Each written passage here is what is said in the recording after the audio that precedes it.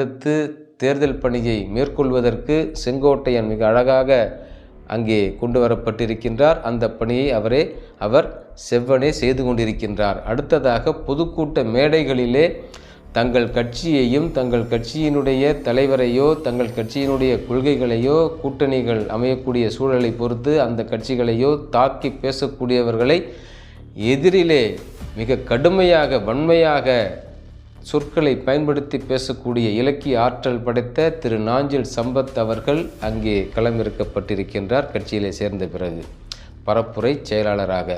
அடுத்ததாக ஊடகங்களில் பங்கெடுப்பதற்காகவே திருச்சி வேலுச்சாமி அவர்கள் களமிறக்கப்பட போகின்றார் என்றே பார்க்கின்றோம். திருச்சி வேலுச்சாமி எளிதாக எடுத்துக்கொள்ளக்கூடிய ஆள் அல்லர்.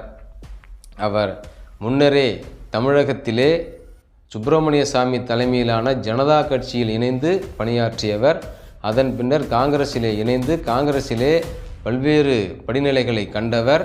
மிக தீவிரமாக பணியாற்றக்கூடியவர். அண்மை காலத்தில் திராவிட முன்னேற்ற கழகத்தில் சில எதிரான கருத்துக்களை கூற தொண்டர்களிடமும் அந்த கட்சியினுடைய ஊடகங்களில் பணியாற்றக்கூடியவர்களிடமும் மிக கடுமையான தாக்குதலுக்கு உள்ளானவர் திருச்சி வேலுச்சாமி.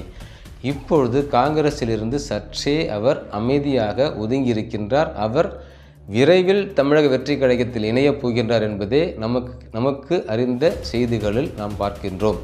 அடுத்த ஒரு காணொளியில் காண்போம். வணக்கம்.